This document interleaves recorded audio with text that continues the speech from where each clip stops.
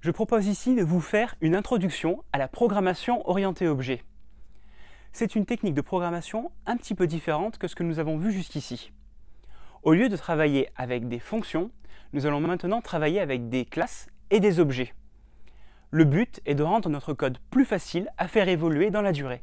J'aimerais maintenant vous parler d'une nouvelle façon de programmer qu'on appelle la programmation orientée objet. C'est apparu avec notamment le langage C++, qui a fait une petite révolution dans le domaine de la programmation, et ça nous a fait penser d'une autre façon que simplement avec des variables d'un côté et des fonctions de l'autre. On a créé ce qu'on appelle des objets, qui sont des sortes en fait de super variables qui mélangent des variables à l'intérieur et des fonctions à l'intérieur. On appelle des variables membres et des fonctions membres regroupées elles-mêmes autour de ce qu'on appelle des objets.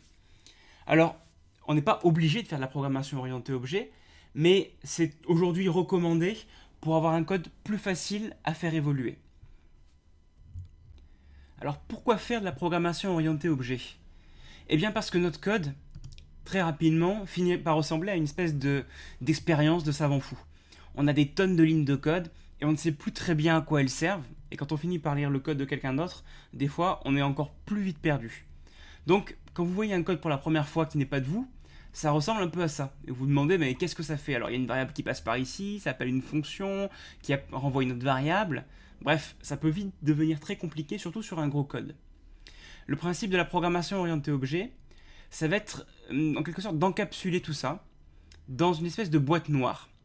Une boîte noire qui contiendra effectivement notre code et toute la complexité, mais qui va fournir à l'utilisateur, et là je parle du développeur, c'est-à-dire nous, tout un tas de fonctions, de boutons plus simplifiés que les opérations qui se trouvent derrière, avec un écran qui va nous donner des retours et des résultats plus clairs et plus simples.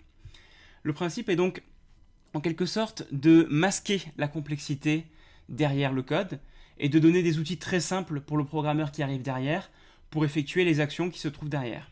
Évidemment, cette personne-là, qu'on peut imaginer qui est nous en fait, qui est le développeur et qui appuie sur des boutons pour faire des actions, cette personne ne voit pas ce qui se passe à l'intérieur.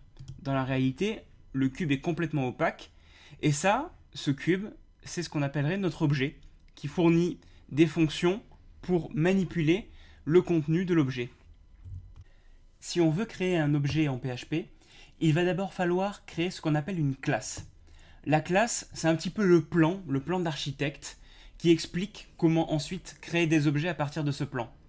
Imaginez par exemple quand vous voulez construire une maison, vous n'imaginez pas que vous le feriez sans plan d'architecte à la base. Eh bien c'est justement à ça que sert la classe. Elle représente comment créer la maison, et ensuite, grâce à ce plan, on peut créer une maison, ou on peut même en créer 2 ou 3 basés sur ce plan. Eh bien c'est le même principe en PHP, la classe représente le plan, et les objets sont ce qu'on appelle les instances de la classe, c'est-à-dire les matérialisations concrètes du plan. Alors concrètement, comment faire pour créer des objets en PHP? Eh bien on va devoir commencer par écrire la classe qui représente les objets. Ici, je vous propose de créer une classe membre. La classe membre va représenter des membres dans notre système informatique. Une fois qu'on a fait ça, bien sûr il faudra la remplir et dire ce qu'il y a à l'intérieur, on va pouvoir créer des objets basés sur cette classe. Par exemple, je peux créer l'objet Robert qui va être un membre, et pour dire que c'est un membre, on va écrire Robert égale new membre, comme ceci. Et là, on a non pas une variable, comme on pourrait le croire, mais un objet. Robert représente un objet, et en fait va contenir tout un tas d'informations, comme le pseudo, l'email, le statut du membre, est-ce qu'il est actif, est-ce qu'il est inactif, et il contiendra tout un tas de fonctions aussi qui permettent de modifier le membre au fur et à mesure de son existence. Bien sûr, là j'ai créé un objet, mais je pourrais en créer un deuxième. Par exemple, Gérard, qui va être un deuxième membre, comme ceci. Et là j'ai deux objets, et je peux même les faire interagir entre eux. On va voir comment ça se passe, mais déjà, commençons par organiser un peu mieux notre code. En général, on ne va pas mélanger la définition de la classe, qui est le plan, de l'instanciation des objets, qui est l'utilisation concrète des membres ici. Pour mieux organiser notre code, on va créer un nouveau fichier et on va y placer notre classe membre, comme ceci. On va appeler ce fichier membre.classe.php. On n'est pas obligé de l'appeler .classe.php, mais c'est une convention qu'ont tendance à utiliser les développeurs. Donc, on l'appelle membre.classe.php. Ce fichier ne fait rien de particulier, il va juste définir le membre. Et celui-ci, c'est celui qu'on va vraiment utiliser, sur lequel on va vraiment aller avec notre navigateur, et qui va exploiter la classe membre. Donc là, je la supprime, et à la place, je vais l'inclure, comme ceci. Voilà. Comme ça, le contenu de membre.classe.php sera mis ici, et la classe sera définie. Mais au moins, je la sépare, et comme ça, c'est plus facile à manipuler. Et je vais même aller un peu plus loin, je vais utiliser la fonction includeOnce, qui oblige la classe à être incluse une seule fois. Comme ça, la classe, on est sûr qu'elle sera définie qu'une seule fois dans tout notre programme. Et ça, c'est utile parce que si on la définit 2 fois, ça fait planter le programme. Donc maintenant qu'on a fait ça et qu'on a un peu séparé notre classe de l'objet, on va pouvoir travailler un petit peu sur ce membre. Parce que pour l'instant, il est vide. Alors allons-y. On va définir les variables membres qu'il contient. Parce que je vous rappelle qu'une classe contient des variables membres et des fonctions membres. On mélange des variables et des fonctions. Alors, un membre, qu'est-ce qu'il peut avoir? Il peut avoir un pseudo, par exemple. Alors, je vais créer une variable membre pseudo. On va dire aussi qu'il peut contenir un email. Et puis, on va définir aussi qu'il peut avoir un statut actif ou inactif. S'il est inactif, il sera banni, donc il ne pourra plus se connecter à notre site, par exemple. Voilà. On pourrait rajouter beaucoup de variables membres comme ça, mais déjà, on va se contenter de ces 3-là, et puis je vous laisserai compléter la classe si ça vous amuse. Mais déjà, en partant là-dessus. Alors, vous voyez, j'ai mis le mot-clé private devant, qui signifie privé. Ça signifie que la variable $pseudo, $email, $actif n'est pas accessible depuis l'extérieur de la classe. C'est-à-dire que dans le fichier po.php, on ne pourra pas directement lire et modifier le pseudo et l'email. En fait, ça va nous forcer à passer par des fonctions membres, qui vont représenter l'accès aux variables membres. Je m'explique. On va faire une fonction membre, getPseudo, par exemple, qui va avoir pour mission de renvoyer le pseudonyme du membre. Pour faire ça, on va retourner le pseudo qui est contenu dans la classe. Alors on utilise tout un tas de nouveaux symboles. Ici, $this représente la classe, et plus particulièrement l'instance de l'objet qui est en train de l'utiliser. Et on récupère le pseudo qui est ici. Donc on renvoie le pseudo en passant par une fonction. Ça revient au même, en théorie, que d'accéder directement à la variable pseudo, mais au moins, on fait un garde-fou qui est la fonction qui va pouvoir faire des tests aussi, ou des manipulations avant de le renvoyer à l'utilisateur.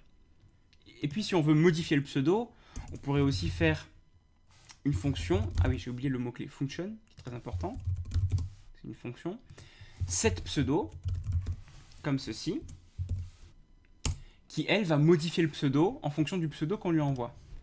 Donc là, elle va recevoir un pseudo, et elle va faire en sorte que le pseudo qui est contenu dans l'objet contiendra le pseudo qu'on envoie à la fonction. Le $pseudo qui est ici sera mis dans thisPseudo, c'est-à-dire dans la variable membre pseudo. Voilà. À partir de là, on a notre objet, on a créé notre membre, et on peut lui définir un pseudo. Par exemple, Robert.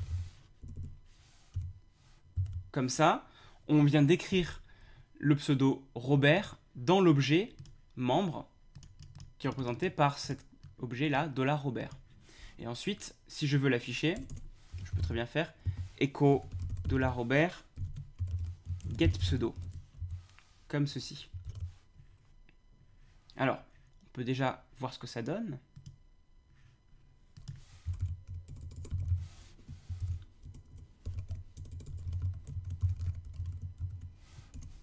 Voilà. Tout ça pour ça, en fait, on affiche au final Robert, mais on est passé par la création d'un objet, qui est une instance de la classe, pour écrire le pseudo et pour le récupérer ensuite. Les fonctions que nous avons créées ici, getPseudo, setPseudo, sont appelées accesseurs pour get et mutateur pour set. Elles nous permettent d'accéder au pseudo, ici à la variable pseudo, et de la modifier. Alors c'est assez courant de voir des classes avec des accesseurs et des mutateurs comme ça. Mais on peut créer tout un tas d'autres fonctions qui modifient plus logiquement et plus profondément encore l'objet. Par exemple, on pourrait dire que le développeur a besoin de bannir un membre. Et pour ça, on va lui offrir une fonction bannir. C'est tout simple, la fonction bannir va dire que le membre n'est plus actif. Donc on va dire this actif égale false. Et si on veut le débannir, on va créer une fonction débannir qui va le rendre actif. Comme ceci. Voilà. Évidemment, ce que je fais est encore très théorique, hein. Le membre n'est pas réellement banni. Il faudrait faire tout un tas d'opérations pour faire un if sur l'affichage de la page pour vérifier s'il est banni ou pas, et le bannir ou le débannir en fonction de ça. Mais la classe va représenter et masquer à l'utilisateur toutes les fonctionnalités pour manipuler les membres. Comme ça, on peut appeler la fonction bannir ou la fonction débannir directement sur l'objet. Quand on l'utilise, comme ici, par exemple, je peux faire $Robert bannir, et à partir de là, Robert est banni. Et si je veux débannir Robert, eh bien, j'appelle la fonction débannir, et à partir d'ici, il est débanni. Du coup, ça rend nos codes beaucoup plus lisibles, puisqu'on voit qu'on crée un membre, qu'on lui définit son pseudo, qu'à un moment donné on le bannit, qu'à un autre moment donné on le débannit. C'est une autre façon de programmer, très clairement, mais ça nous permet de rendre le code beaucoup plus facile à lire et ensuite à maintenir, parce que toute la logique, tous les calculs, est-ce qu'il est banni, est-ce qu'il est autorisé à accéder au site, tout ça va se faire là-dedans, dans les fonctions membres de la classe. Il faut savoir qu'il existe un certain nombre de fonctions spéciales qui nous permettent de manipuler plus finement notre objet. L'une d'elles que j'aimerais au moins vous montrer s'appelle le constructeur. C'est une fonction qui a un nom très précis, qui commence par 2 underscores, donc 2 tirés du bas, et qui s'appelle construct. Et cette fonction, c'est une fonction qui est automatiquement appelée quand on crée un nouvel objet. Par exemple, on pourrait créer un constructeur qui prend en paramètre le pseudo et qui définit le pseudo de notre objet grâce à ce qu'on nous a envoyé en paramètre. Alors vous allez me dire, c'est exactement pareil que cette pseudo. Effectivement, elle a ici exactement le même rôle. Mais l'intérêt ici, c'est que on va pouvoir créer notre objet, vous vous souvenez, notre objet Robert ici, directement avec un pseudo. Pour ça, il suffit, lorsqu'on crée le membre, lui envoyer ici son pseudo, par exemple Robert.